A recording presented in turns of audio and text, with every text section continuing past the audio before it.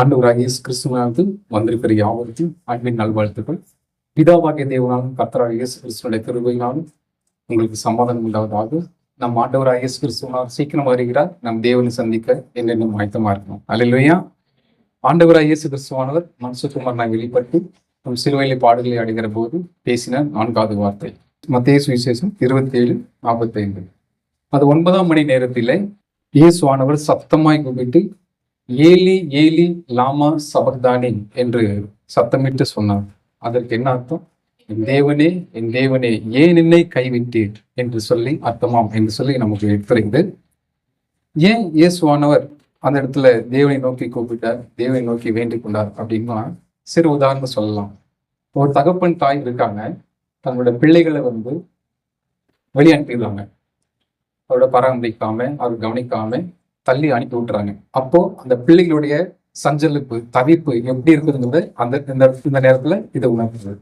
அதே மாதிரி பிள்ளைகள் இருக்காங்க, அந்த பிள்ளைகள் தன்னோட தகப்பன் தாயை தூரமா தள்ளி வைக்கணும், விலக்கி வைக்கிறாங்க. அப்போ இருக்கிற அந்த தவிப்பு சஞ்சலிப்பும் இந்த இடத்துல என்ன உணர்த்துகிறது. அதே போல பாருங்க, தன்னுடைய உறவினர்கள் சொந்தங்களால ஒதுக்கப்பட்ட ஒரு குடும்பமோ ஒரு ஜனமோ அவரிடத்துல பேசக்கூடாது, அதுல பழக்கூடாது, இடத்துல போகக்கூடாது அப்படின்னு சொல்லுகிற இந்த காலத்துல கூட அந்த ஜனங்கள் மத்தியில இருக்கிற அந்த சஞ்சலிப்பு தவிப்பும் அது ஒரு பக்கம். அதே மாதிரிதான் இந்த இடத்துல இயேசு கிறிஸ்துவானவர் தாம் எல்லாராலும் கைவிடப்பட்ட நேரத்துல, தனிமைப்பட்டப்பட்ட நேரத்துல, ஒதுக்கப்பட்ட நேரத்துல அவர் கொஞ்சம் நினைத்து பார்த்தார். ஒவ்வொன்று என்னன்னா, முதலாவது பாத்தீங்கன்னா இயேசு கிறிஸ்துவின் மூலியமாய் அநேக அற்புத அடையாளங்களை பெற்றுக்கொண்ட அநேக ஜனங்கள் பாருங்க, எத்தனையோ பேர் அவங்களால ரட்சிக்கப்பட்டாங்க. நிறைய அற்புத அடையாளம் நடத்தினாங்க. கண் இல்லாதவங்க கண் கொடுத்தாங்க, காது கிடைச்சது, முடவன் நடக்கப்பட்டாங்க, ஸ்திரீகள் குணமாக்கப்பட்டார்கள். அத்தனை பேர் இருந்தாலும் கூட கடைசி வரைக்கும் இயேசு கூட வரல. ஆனாலும் இயேசு தனிமைப்படுத்தப்பட்டுதான் இருந்தார். அல்லேலூயா. இயேசுவை பின்தொடர்ந்த அந்த 12 சீசர்களும் கூட கடைசி வரைக்கும் அவர் வரல. வைராகியமான பேதுரு கூட கடைசி நேரத்துல இயேசுவை விட்டு விலகி போனான். அல்லேலூயா. அதை காட்டிலும் அதை விட முக்கியமானது என்னன்னா, பிதாவின் ஆவியானவர் இயேசுவை கைவிட்ட தருணம். அல்லேலூயா. ஏன்னா அந்த இடத்துல தீர்க்க தரிசனம் நிறைவேறணும், வாக்குத்தத்தம் நிறைவேறணும், பிதாவின் சித்தம் நிறைவேறணுங்கிறதுக்காக, அந்த தருணத்துக்காக மட்டும்தான் இயேசு கிறிஸ்துவை அவர் அந்த இடத்துல விளக்குகிறார். எப்படின்னு பாத்தீங்கன்னா, பிதாவும் இயேசுவும் ஒண்ணுதான். பிதாவினுடைய வாழ்த்து பரிசில் யார் என்றால் இயேசு கிறிஸ்துவானவர் இருக்கிறார். அல்லேலூயா. இயேசு கிறிஸ்துவானவர் யோவான் ஞானஸ்தானம் கொடுக்கிற வேலையில புறவின் மூலியமா பிதாவானவர் என்ன சொல்கிறார்? இவர் என் நேசகுமாரன், இவரில் நான் பிரியமா இருக்கிறேன் என்று சொல்லுவார். இவர் என் நேசகுமாரனை கைவிடப்பட்ட தர்மம்.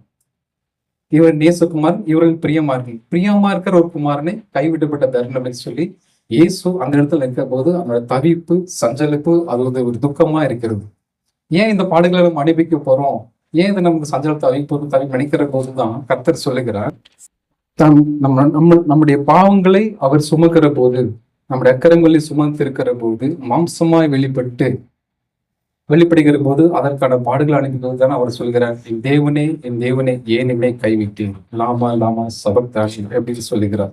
ஆனாலும் பிதாவிடத்துல அவர் வேண்டிக் கொள்கிற தவிர அவர் கட்டளையா சொல்லல, இப்படிதான் இந்த முடிவை மாற்றி கொடுக்கணும்னு சொல்லி கேட்கல. ஆனாலும் உம்முடைய சித்தத்தின்படியே அது நடக்கட்டும்னு சொல்லி சொல்றாங்க. அல்லேலூயா.